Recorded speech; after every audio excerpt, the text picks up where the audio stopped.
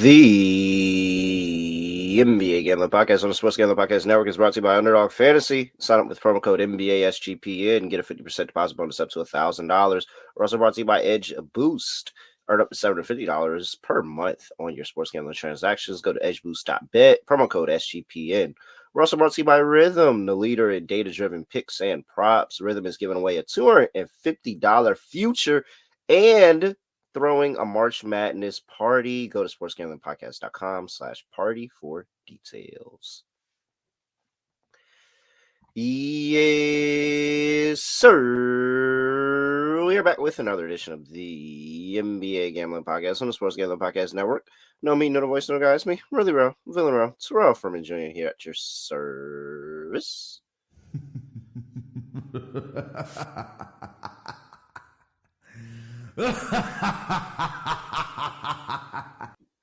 I mean, nothing much is going on. Just watch the number one team in the league go up against one of the worst fourth quarter teams in the league and proceed to blow a 25-point lead in overtime and lose. Parity?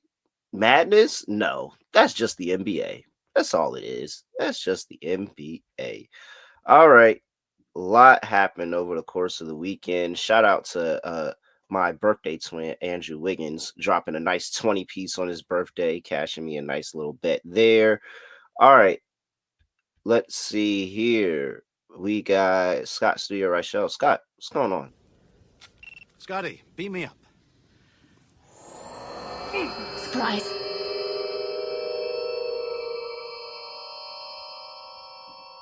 Yeah, doing pretty well. Can't complain. You mentioned the Timberwolves. I had them as my lock. I had them plus 12.5, so can't complain there. Them getting the job done. Did not think they'd win the game, but I was hoping for the backdoor cover, and then I realized as the game was going on, OKC might actually blow this thing, and they did. Caruso had a really dumb foul on the and one, and that ended up tying the game. It really just seemed like OKC was just stuck in quicksand for the last 4 or 5 minutes. They stopped playing. Ant got benched. Minnesota came all the way back, and OKC could not handle his own defense. I feel like I'm not going to try to read too much into the playoffs from that one game, but at the same point, there are a lot of Caruso and Dort jump shots, which might really annoy people betting on the Thunder to win either the potential title or to cover a spread. all the good players they got, and Dort and Caruso are the one taking the jump shots. Just saying, though, like they have. That was why I was critical at the time of the deadline of them not doing anything, because I thought they should go for maybe a Cam Johnson, somebody for shooting. I did not think they had enough three-point shooters. And yes, Isaiah Joe and Aaron Wiggins can get you by sometimes. But when you're playing Caruso and you're playing Dort for defense, and you don't really trust either guy offensively to do anything, then I don't know why teams would not load up on SGA. SGA. That's what I'm saying. If you load up on SGA, though, isn't that the same thing we just saw against the Mavericks last year in the playoffs? Yeah. I'm kind of concerned you might run into the same issue in the playoffs. But OKC, I'm not going to panic on because of one game. But it was alarming when you remember how last year unfolded and how they really didn't do anything to fix any of those issues. I mean, classic deja vu game spot, Scott. Very good on taking it as the lock. You had OKC cover the spread, win dominantly in the first matchup, and you came back on the points in the second one. Did they cover the first one? They won by 7. OKC didn't cover that first game. They were up by a lot. They choked. I don't remember if they ended up winning the game, but I don't know if they covered at 7. Let me see. The point is Minnesota was competitive again. Okay, no. So it was 8. The line was officially 8. Okay. I thought it was 7. Either way, point is Minnesota has given that team problems in the past, so I ended up backing him. Oh, man. Classic deja vu spot. Very, very good, Scott. Very good. Meanwhile, the Charlotte Hornets aren't doing anything at all whatsoever. It's freaking hilarious. But shout out that's what they're doing. Shout out to LaMelo for cashing his over RA, even though they only scored 88 points in the game. Charlotte has the dark days that's going on in the Queen City right now is amazing. They had bright days. Right. Yeah, I feel like they had bright days like in the beginning of the season, and then everything went to shit completely after. I'm trying to think of like how bright it has been ever. You had Kemba losing in the first round. You had Alonzo Mourning. Kemba making it and that team making it to the playoffs was very, very big for the city. That was very big. Like just making the playoffs at that point. They got Miami, which was not fun for first round matchup, but I think did they win a game or they got swept? I don't remember. It wasn't pretty. I think they won one. I think so they won too, because one. then Wade started Didn't Wade beef with one of the fans who was sitting courtside that one time? Didn't that happen? And then like Miami Shout beat out them to like the 5. Charlotte Hornets, man. I would love to see the Charlotte Hornets be good at basketball, but that's a poverty franchise. They're never going to be good again. All right. We've got to gear up for March Madness with a Merch Madness, promo code Madness for 20% off everything in the SGPN store. Get in now before the promo code is over. You can go get some Talk About My Third Leg shorts. You got some NBA gambling podcast gear in there as well. Go lock into the merch store. That's store.sportsgamblingpodcast.com to get to that merch store, and you can use that promo code Madness for 20% off when you get there. Oh, yeah, we got to talk about the Hornets a little bit later. I forgot about that game. All right, let's go ahead and go through this, Scott. We've got 7 games on the slate. First game up, got the Boston Celtics on the road going to play the Toronto Raptors. Raptors are catching 11 at home here, Scott. 225.5 is the total. That total has dropped. Injury report and oh Jesus Christ. All right. We got Neemias Queta is questionable. No, probable with the sick report. We've got Xavier Tillman, who's probable. These guys are probably going to get some minutes because Luke Cornett is out for personal reasons. He will not be playing in this game. Is Luke Cornett expecting a baby? Anybody know? I'm just curious.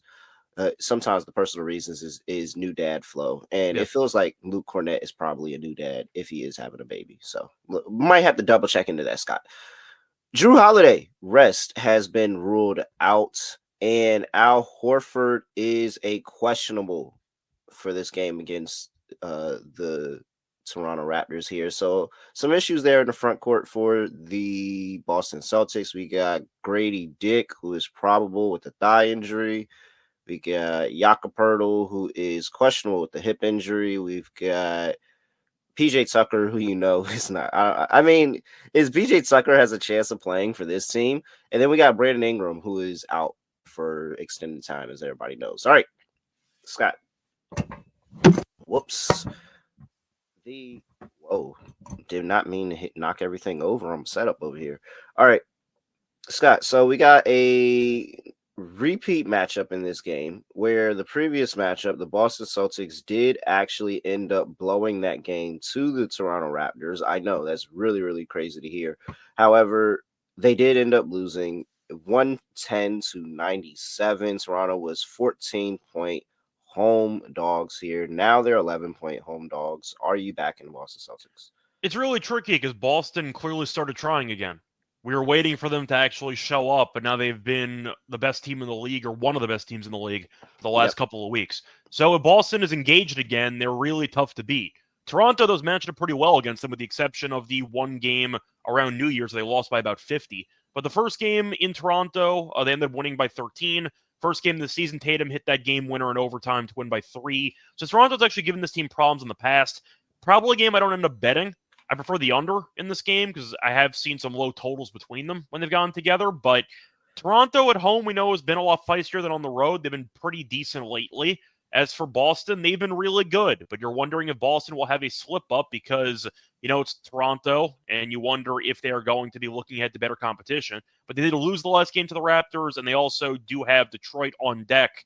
On the road, Detroit's been pretty good. One of the hottest teams in the league, actually. So you could argue it is a look-at spot for Boston. I think I'll go Raptors, but I'm definitely not going to bet it. It would be under or nothing for me. You can make arguments for both sides, though. That's kind of why I'm on the fence here, but I'll go with the under as my main thought. Okay, so it doesn't happen too often, but you do have Boston playing a team that they previously lost to.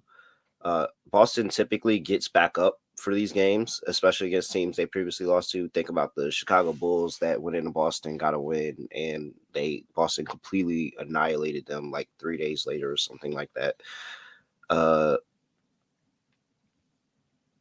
Yeah. You can make arguments on both sides. I'm just I think you can. Game. Yeah, I think you can. I think I'm gonna go ahead and I'm gonna take.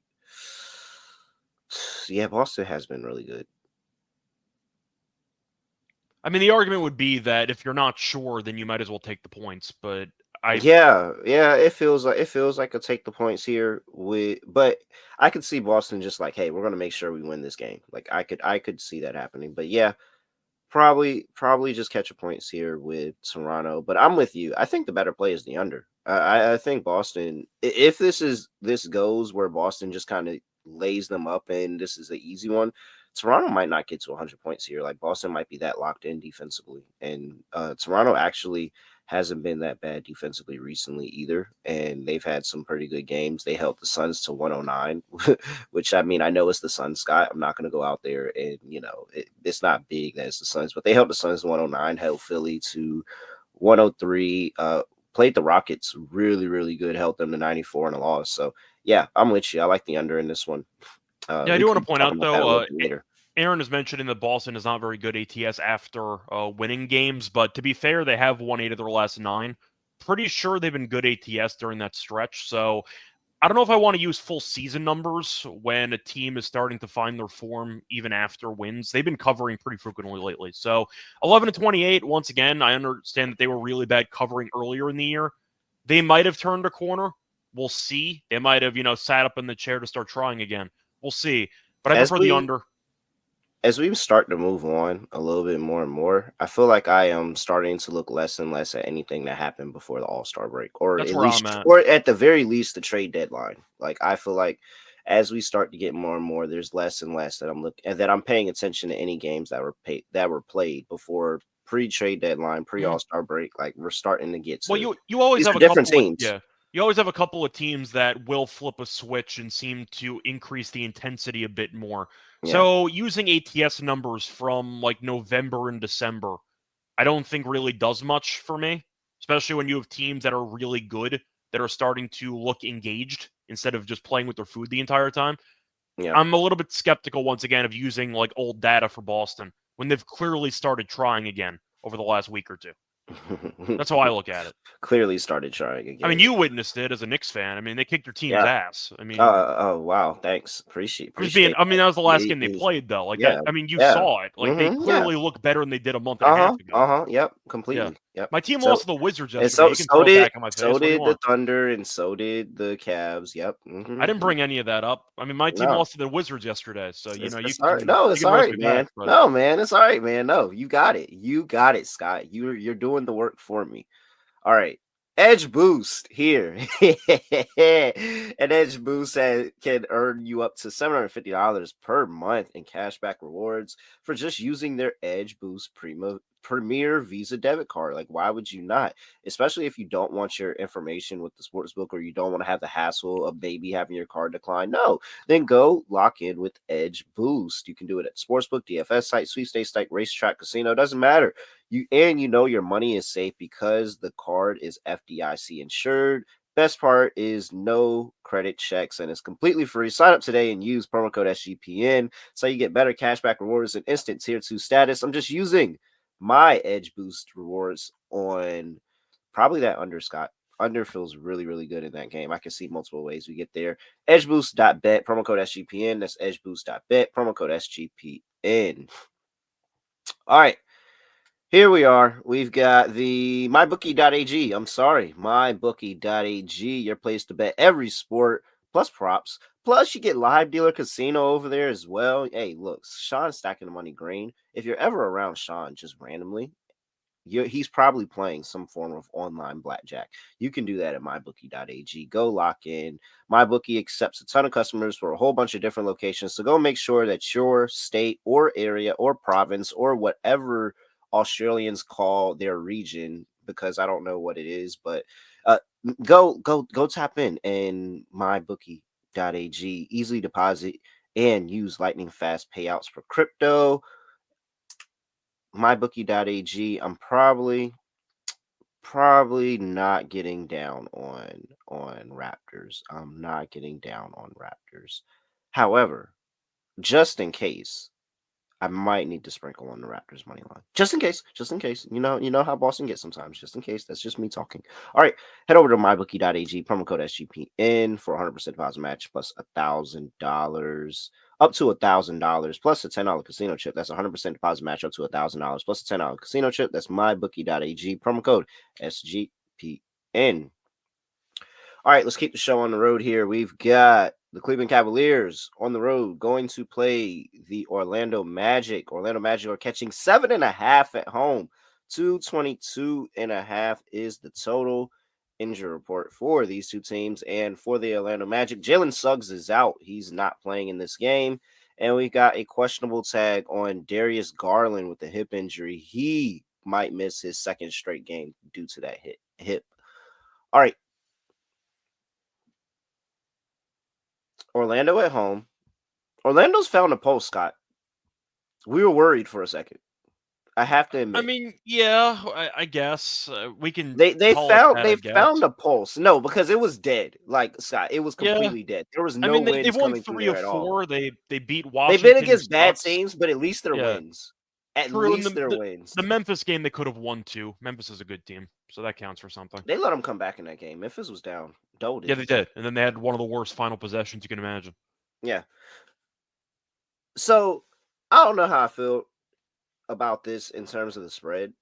I would love to back Orlando here at home and just say that this is also like a little bit of an Orlando get up spot going up against the Cavs again. Got embarrassed earlier this part of the season, got embarrassed in the playoffs.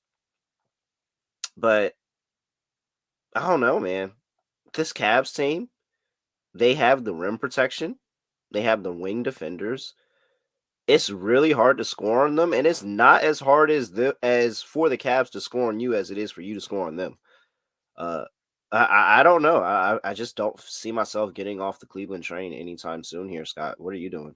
I'm going to ask you, how many days in advance do you not care about a look ahead spot? If it is, what's like 4? 4 is like way too crazy. Do you consider a Friday game on a Tuesday a look ahead spot? No, it still can be. Because Friday Cleveland plays at Boston. Interesting. And they don't have a game before that. So this is Potential one look game. ahead. Potential. That's why I'm asking, because you do have 2 days off. Yeah. So that's why I was wondering, because for scheduling spot, it could explain why Orlando or how they could keep this game close. On paper, Cleveland should smack the crap out of this team. If we're just being honest here. Cleveland's won, 7 in a row? They've been the best team in the league all season at this point. Either them or OKC record-wise. But Cleveland has been just a freight train, and I think that they are a matchup problem for Orlando. But once again, if you care about look-ahead spots, it's a decent spot for Orlando. If you don't care at all because it's a couple days in advance, then you want Cleveland to dominate. So I think Cleveland, depending on their intensity, can determine how much they win this game by. So I'll go with Cleveland. But I think, once again, if you want to make an argument for a live spread, maybe in the second half, if you think Cleveland takes their foot off the gas, you got an option there for a live number. But I think Cleveland is definitely a couple of tiers ahead of Orlando. That's where I'm at for this one. But if you care about the game on Friday against Boston, then you have an argument to take Orlando. Yeah, I think I'm still on the Cleveland side of this. They're just so much better than this team. However, again, Orlando's really dangerous as a home dog. They are, or as a home team in general. But the home dog numbers aren't as glaring as I thought they'd be. But yeah, I gotta stick with the better team here. But for me, the under is the play. Like this game is gonna struggle to get 100 points, and I think that Orlando's gonna get up defensively. My part that I'm really nervous about is when we get to the when we get to the fourth quarter. Is Orlando just kind of take their foot off the gas and we see the Cavs go on a little bit of a run at the end of the game and they end up covering this number? Or is it more of, all right, Orlando keeps the game close the whole way out? I would think a Cavs 1-10 is actually rather interesting here, Scott. I was actually thinking about pitching that, but I ended up not doing it. Yeah, I think I'm down for a Cavs 1-10 in this one. Like, I do think the Cavs are going to get the win. I do think Orlando's going to be in the game though. So, and I think the game's going to go under. So I'd play all of that. Cavs 1-10 and under. I think that's really, really good here. I want to ask you a quick question, though, about Orlando, just before we continue. It's just a segue quickly. Yeah. Who do you think the best player is on Orlando? Paolo Out of the entire roster. Paolo Banchero. Do you think he's better than Franz? Yeah, still. Even though I actually don't know anymore. I think that for where you got Franz in the draft compared to where you got Paolo Banchero, Franz might have been a bigger steal. Well, quote unquote, because Banchero was number 1 overall pick. Yeah, but course, yeah. I think there was a lot of value on how good Franz are from where you got him in the draft that year. But I still think Paolo Banchero is the best player, even though I really do like Franz. I'm asking because they both came back from somewhat serious injuries mid-season. Paolo's been pretty underwhelming since he came back. Makes sense, though, missed a lot of time. Serious injury. Franz is averaging over 25 points per game. Yes, he's really, really good, man. Like I remember watching him at Michigan. He's really, really good. I know that Paolo had a great overall playoff series, and Franz disappeared entirely in the first-round series against Cleveland. It's probably why they lost. I think Franz might be better. Like, just watching them play, I think Franz might actually be the number 1 on that team.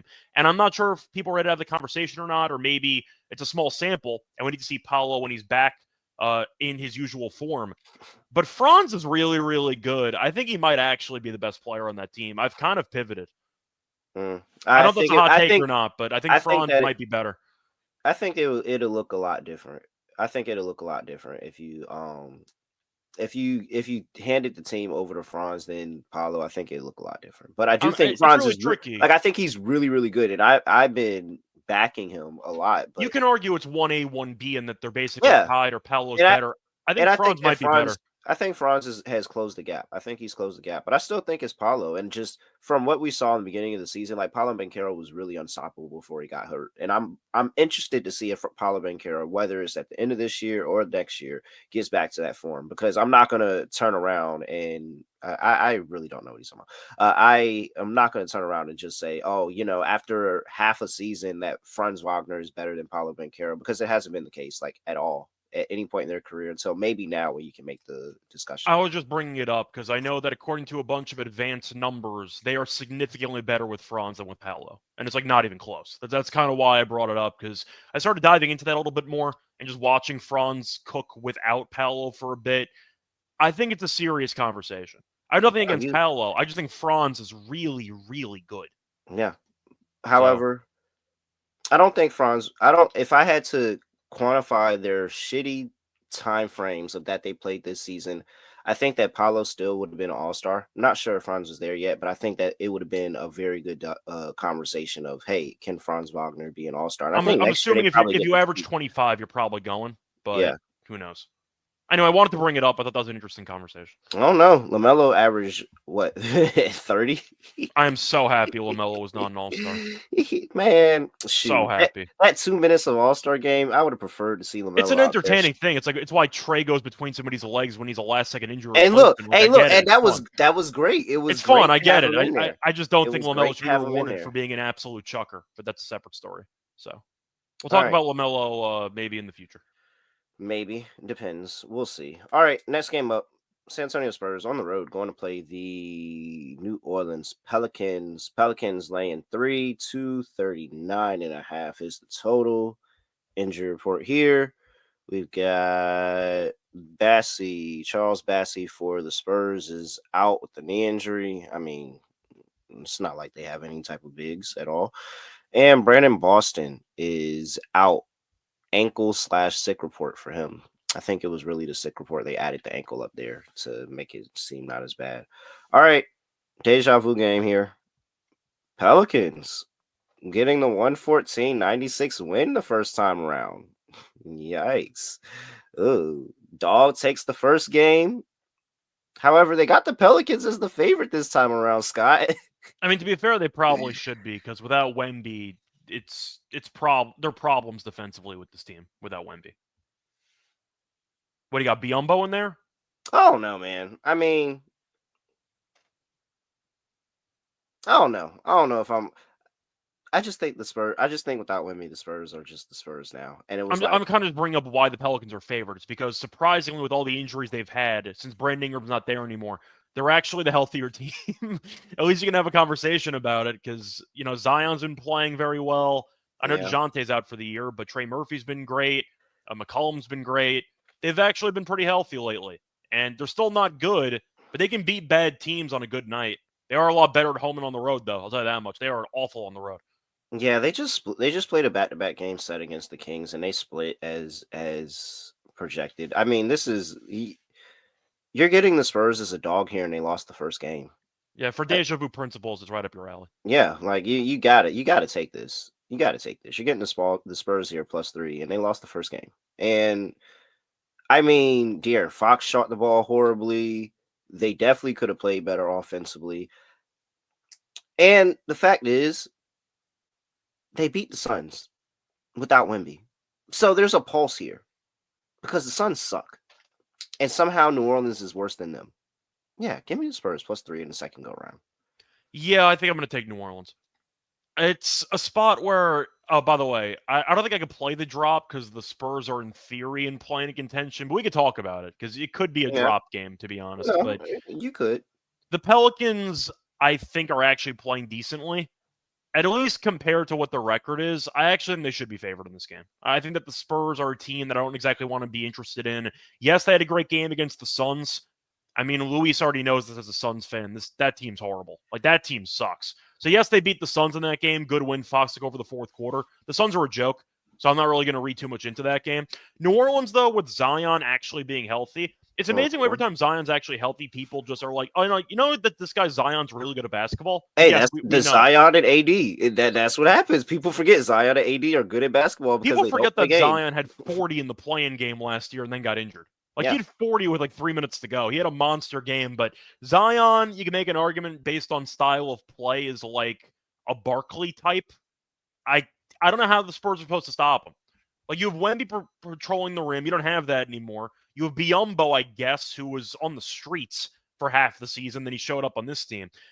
I don't know how they stop Zion. Trey Murphy's very good. McCollum can be a pain in the ass, but when he's on, he's definitely a solid scorer on this team. I don't know what they have offensively besides relying on Fox to carry the team. I know you have Vassell and you have a bit of Keldon Johnson on there. I didn't forget about Vassell. I know that's your guy. Hey, because you knew I was about to get I know you were. The point is the Spurs have a lot of jump shooters that kind of need isolation in order to actually score. The Pelicans can get downhill. They have a lot of guys that can get to the basket, and I'm concerned about the Spurs' rim protection with Wemby not being there anymore.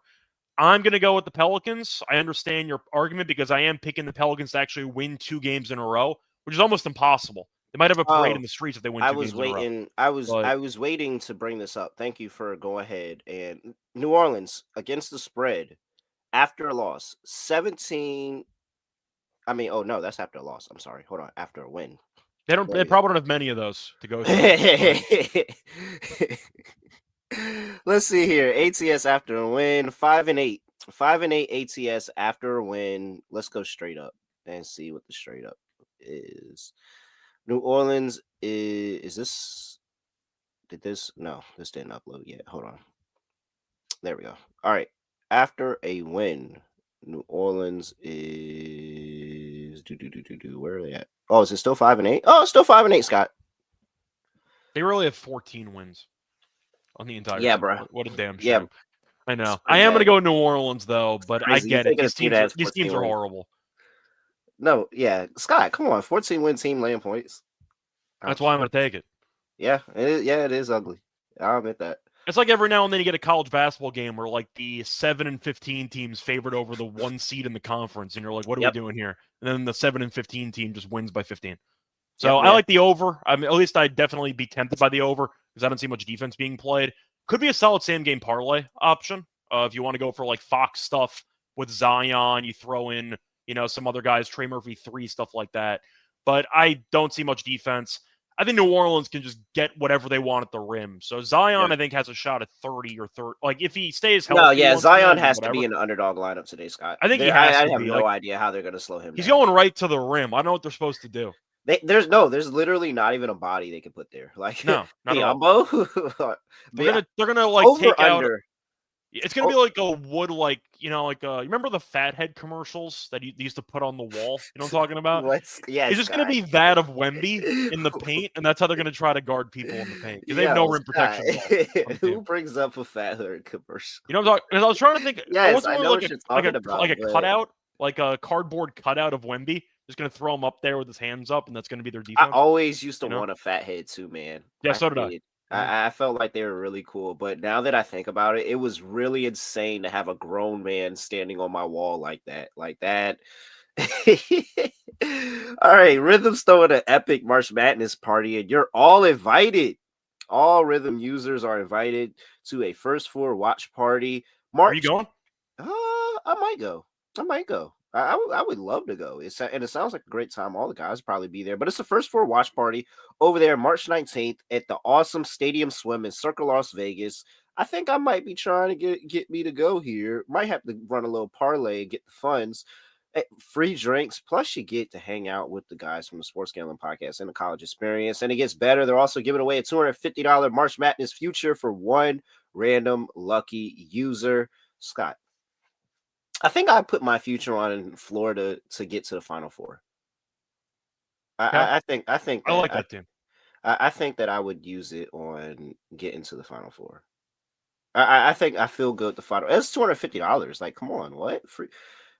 Yeah, I think I would do it on Florida. All right, come on. So easy with that. Can't party with us, then you can still get in with the future bet. 7-day free trial by going over there to sportsgamblingpodcast.com/rhythm. That's sportsgamblingpodcast.com/rhythm. You can use Rhythm to help you fill out your bracket, and you get a chance to party and a chance at a $250 future over there. Sportsgamblingpodcast.com/party for details. That's sportsgamblingpodcast.com/party for those details. We're also brought to you by Underdog Fantasy, NBA, NHL, college basketball, whatever it is you want to play on Underdog, you can. And MLB's on the horizon. Scott, shout out to the Yankees for getting rid of the dumb no shaving rule. Very shout out to the Yankees for coming into the 21st century. Appreciate them. I appreciate them. Don't appreciate them as a Mets fan, but I appreciate them for getting rid of that dumbass no beards thing. All right. There's like some baseball purist that's like, what is he talking about? He has no idea what he's talking about. It was a great rule. Well, guess what? You can lock in on MLB when the season starts with Underdog Fantasy as well. Claim your special pick in first time deposit offer to $1,000 in bonus cash. UnderdogFantasy.com. Promo code NBA SGPN. Scott, shout out. Appreciate you. He said this show has become one of his favorites. Are you going? You going to Stadium Swim, Scott? Yeah, I'm gonna book my flights and my trip. Probably tonight or tomorrow. I've been pushing it off, so I'll get it done. But I am gonna be there. Oh man, now that I know Scott's there, I might have to go. Wow. I haven't gone to Vegas in a while, so I feel like it's a good time to go back. Yeah. All right. And I always want to go for March Madness. Hers a grand time. Grand time. Do you remember last time we went? They accidentally booked us the same room. Yeah, and I walked in. And Scott was sitting on the bed, and I'm like, just chilling on the bed, and they're like, Terrell walks in. I'm like, what's up? And we never met in person, by the way, before that. Never met in person before, and I meet Scott in his boxers sitting on his bed. I was on my boxers. No, that's just false. I was fully dressed. The point is, you walked in. I'm like, what's up? And you're just like, this is my room. I'm like, this is not your room. This was my room. I remember calling up the front desk though, and I'm like, yeah, you accidentally gave us the same room. And the front office, the front desk guy, dead ass, says, "Do you mind sharing the room?" I'm like, "What?" He's like, "No, I was kidding." He's like, "I'm kidding. I'll get that fixed." I'm like, "What?" So yeah, they accidentally gave us the same hotel room the first time. No, it was super funny. Also, Scott is really quiet in the room. Like I heard no voices when I went to open the door. Yeah, well, because I literally just had like a massive flight for like 5 hours. I got back in, and I just was on the bed, and then I hear the door open. I'm like, "Oh, is that room service?" I didn't order anything. It's like Terrell room service. What? That is insane. Room service. But yeah, that's how we met. You broke into my. They didn't break in. You had the key. You just entered. Yeah, it wasn't breaking and entering. It was just entering. No, you just entering. Yeah, you didn't break. Just entering. But all right, the Milwaukee Bucks are on the road, going to play the Houston Rockets. Rockets are laying 3.5. 227. That's really funny. I did not think that we were going to get to that story. You just unlocked the core memory. That was the last time we were in. The last time I was in Vegas. That was like 5 years ago. The last time I was in Vegas. So yeah. All right. 227 is the total. Houston Rockets laying 3.5 here against the Bucks.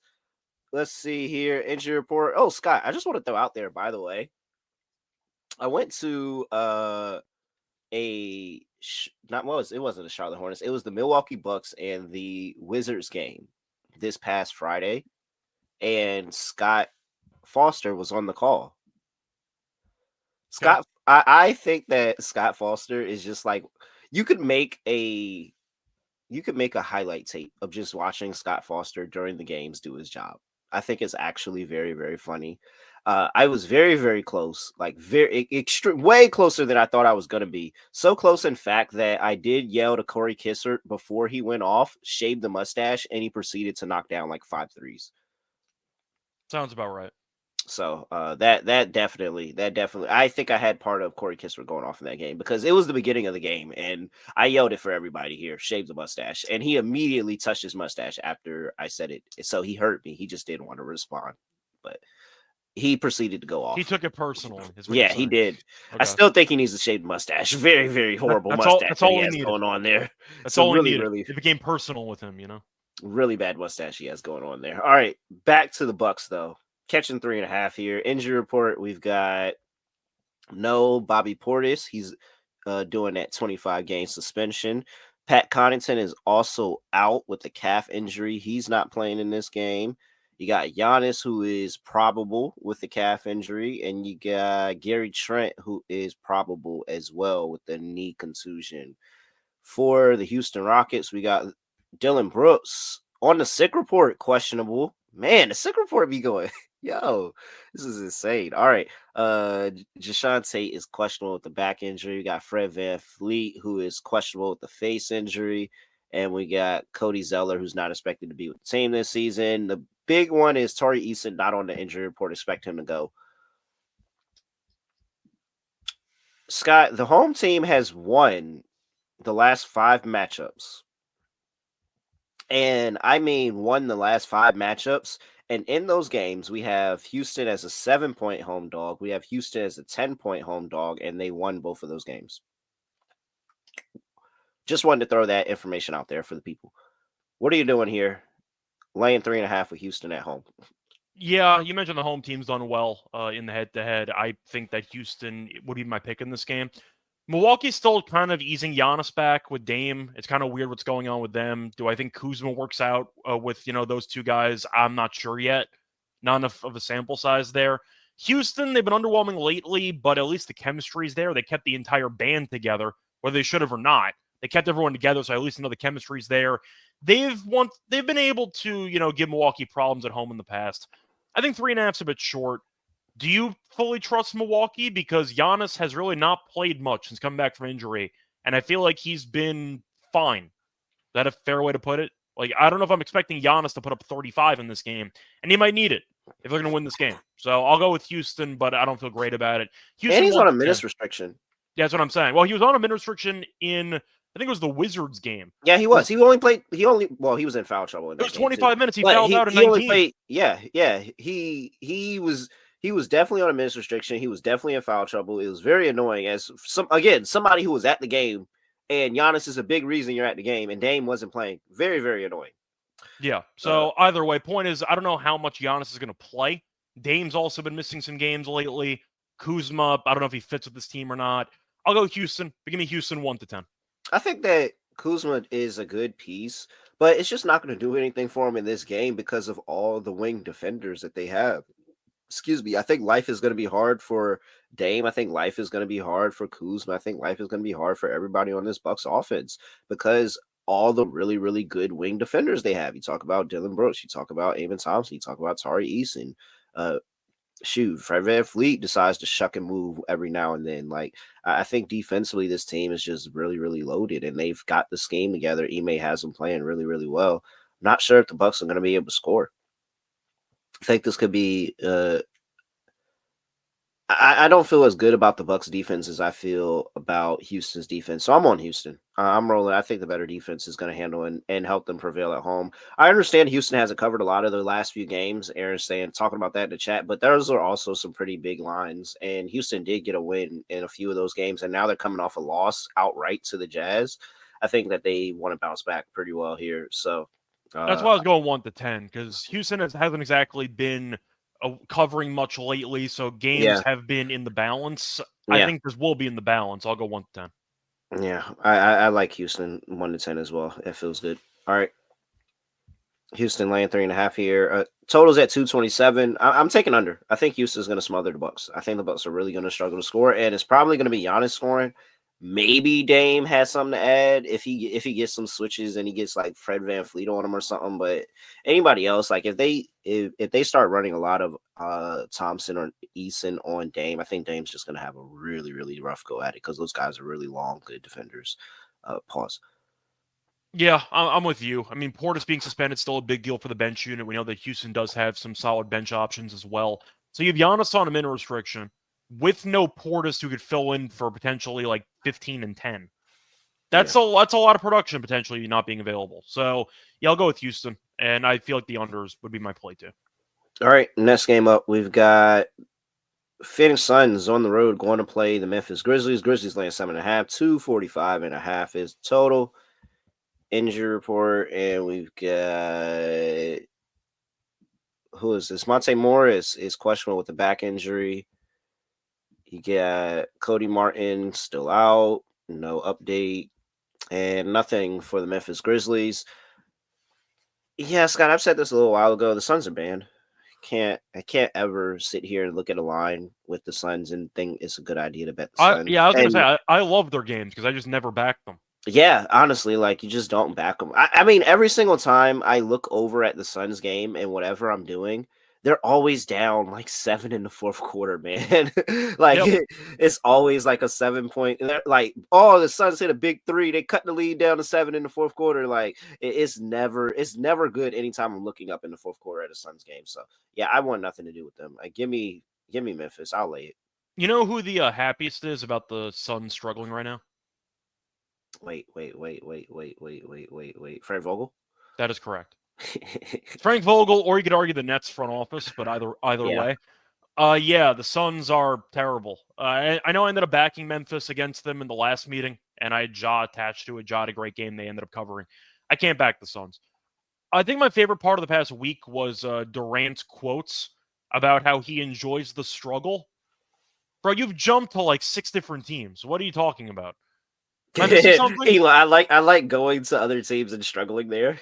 I enjoy the struggle. I'm like, what are you even talking about? Like, your whole legacy is based on people roasting you for avoiding the struggle. Like, what are you even talking about? But the point is, I can't back the Suns. I got to go Grizzlies or pass. Yeah.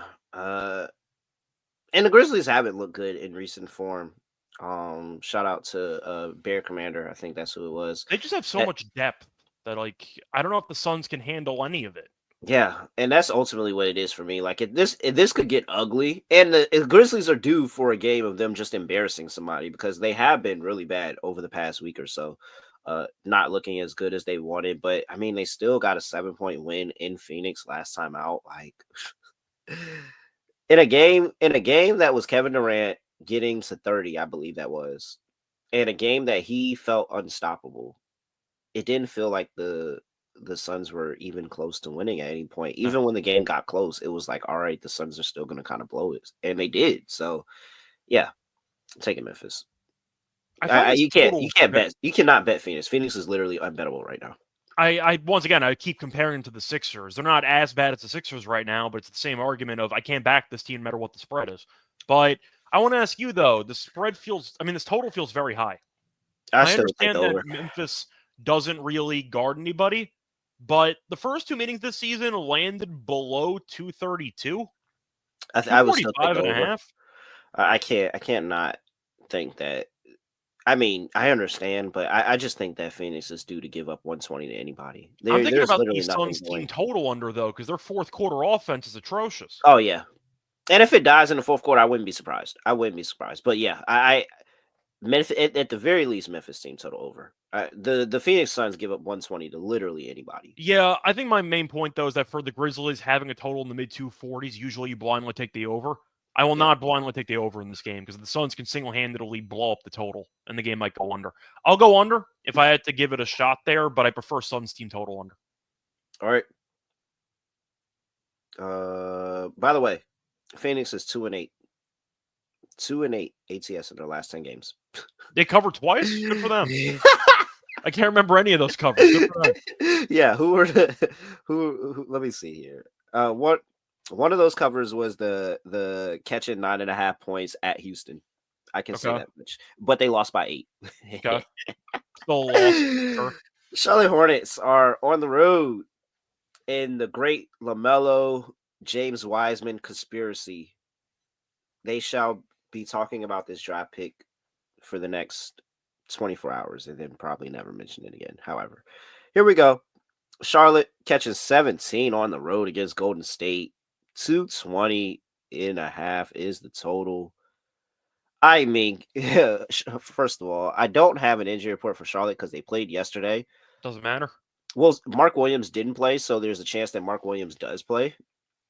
We have no Kuminga still for the Warriors, and we have Trace Jackson Davis, who was on the sick report, Scott. Questionable. All right. Now you can say it. I mean, okay, so to avoid not talking about Charlotte again, are the Warriors good? Yeah. I talked about it yesterday with Munaf. I still think the Lakers are better if we're talking about teams that drastically improved or potentially just increased their upside over the course of the trade deadline. Yep. Golden State, I think, is solid. Would I pick them to win the Western Conference? No.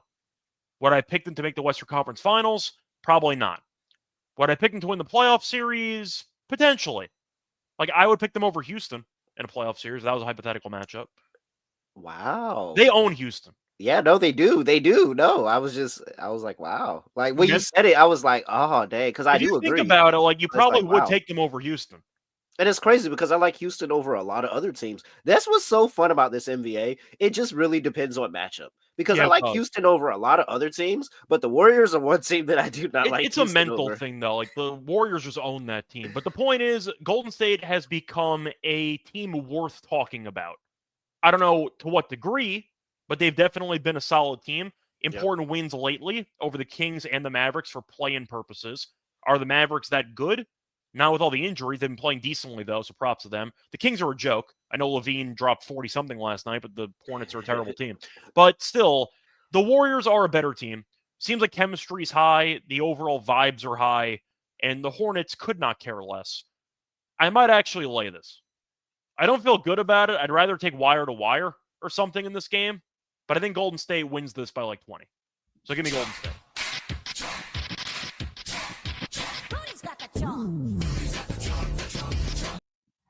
By the way, I mean, do you want to make a case for the Hornets? Because LaMelo might sit. Who knows? Okay, so if we're making the case for the Hornets, they scored 88 in back-to-back games. That's really, really hard to do a third time.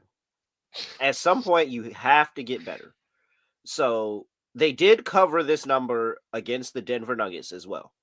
Okay. So you got to give them that. They covered this number against the Nuggets, and then they beat the Lakers outright. So but it's just that the 141-88 to Portland, and then 130-88 2 days later to Sacramento is really, really hard for you to just kind of get out the psyche of, all right, don't put what they've done, too much on them, like the past games, too much on them. This is a different team. But I'm sorry. We both saw those games recently. It's really, really hard to sit here and say you're going to back the Charlotte Hornets after watching those two games. I don't care if you're trying to say, all right, just forget the last game and let's focus on what this matchup is. Nah, it's really, really hard, man. They got blew out by both Portland and Sacramento, and it wasn't even close. No, not at all. And you have to wonder if LaMelo's going to play, because I know that they had a back-to-back already post All-Star break, and LaMelo sat. So I don't know if he's going to play or not, but vibes are solid right now in Golden State.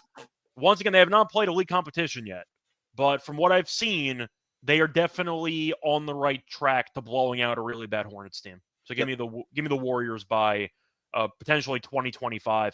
If I told you they were up 15 at the half, you'd be like, all right, sounds about right. What do I need to cover? 3 in the second half? Yeah, sure. That's fine. They might just smack this team off the jump in this game. So, let me actually look up a wire-to-wire is for Golden State. It's probably going to be a minus price because they're only 17.5, but I'm just curious what it would be. Well, that up. while you do that, let me start the next game because we got the Dallas Mavericks.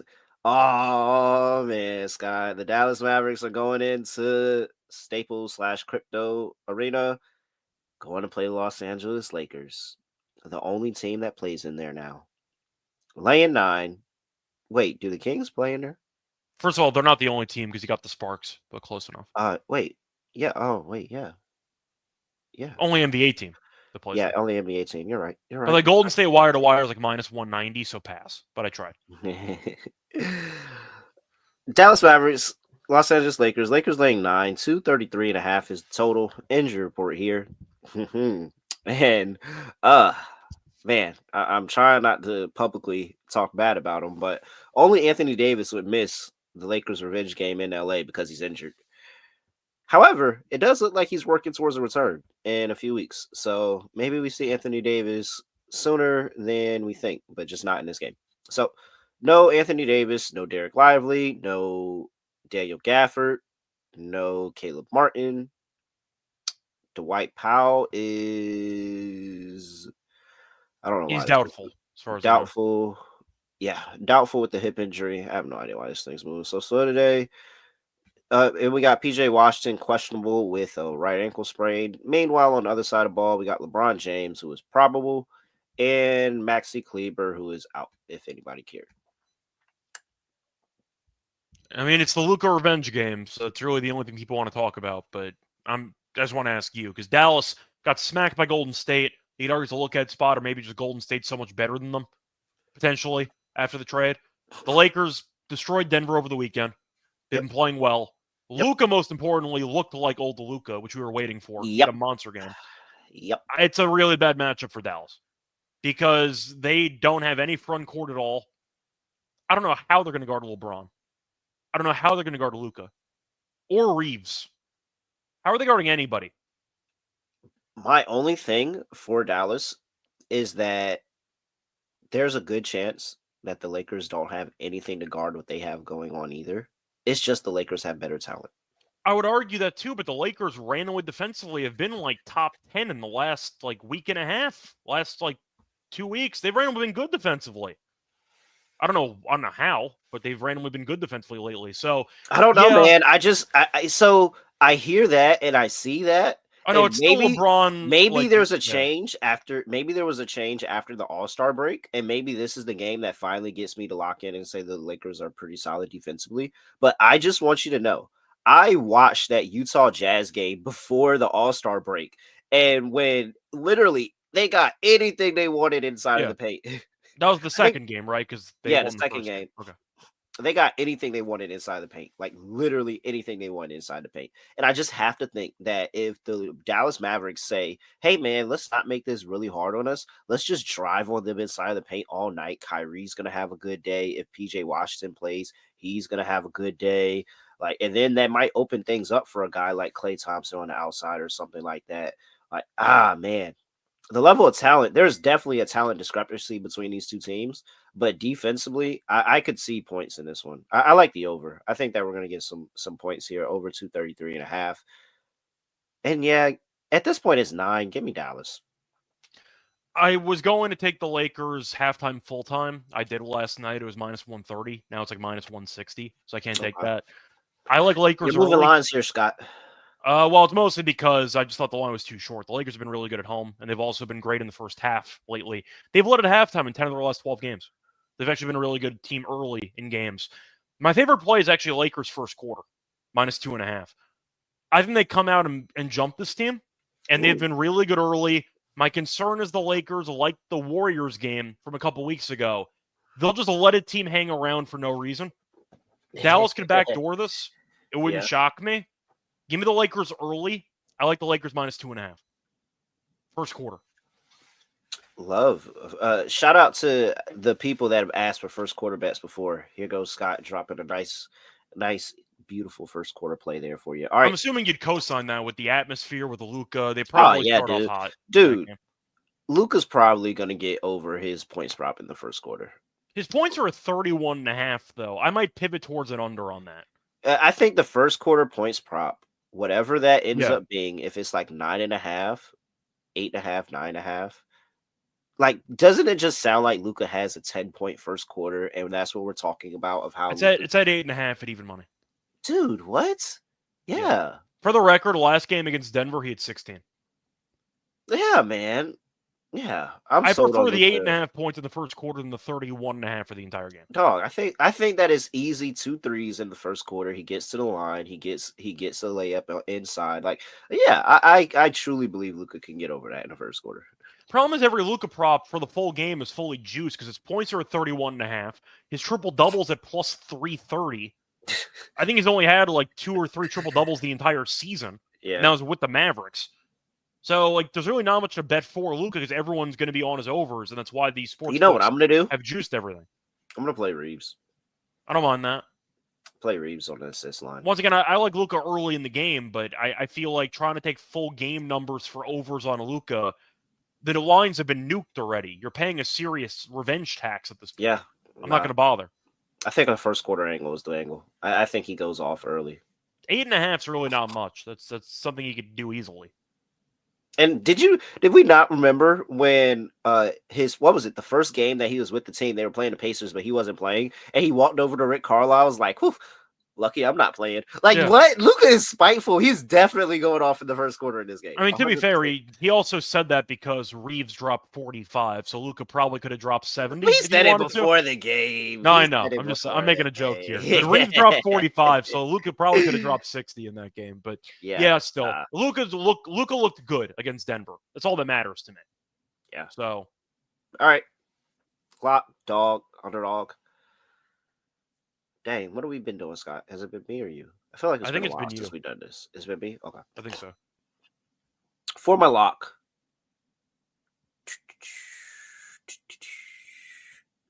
I like to point out that I already gave out the under on the Magic and the Cavs on my other show. That would have been in lock category. Yeah, man, I'm really sold on the Rockets.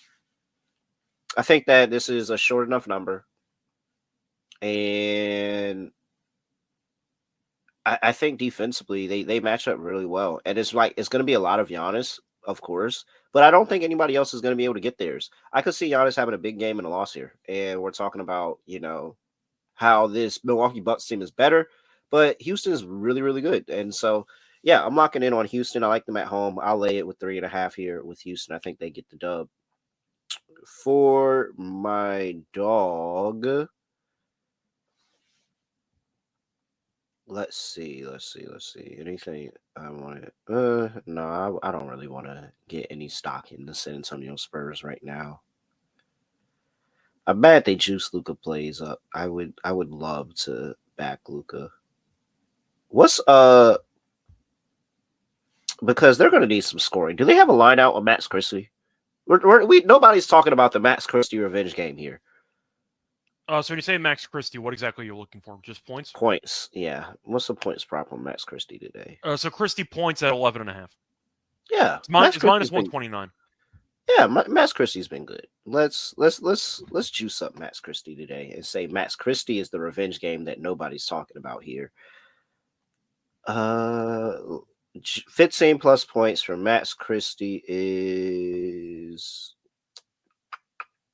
and we could get there in garbage time if this gets ugly. Plus 165. I'll take it. All right. So for my lock, I'm trying to think of what I want to go with here. I might actually do the Lakers first quarter. I might actually do it at 2.5. I think it's a good number. It's already moved a bit. It was minus 118 overnight. Now it's minus 124. They've actually covered the first quarter spread of 2.5 in 8 of their last 10 games. They've been great in the first quarter. Dallas has been fine too, but I just think with the actual spot on the road, Dallas also not a good road team at all. The last couple of road games in the first quarter got outscored by Golden State by 15. Played the Celtics, they won, so a nice first quarter there. Played Philly, lost by 5.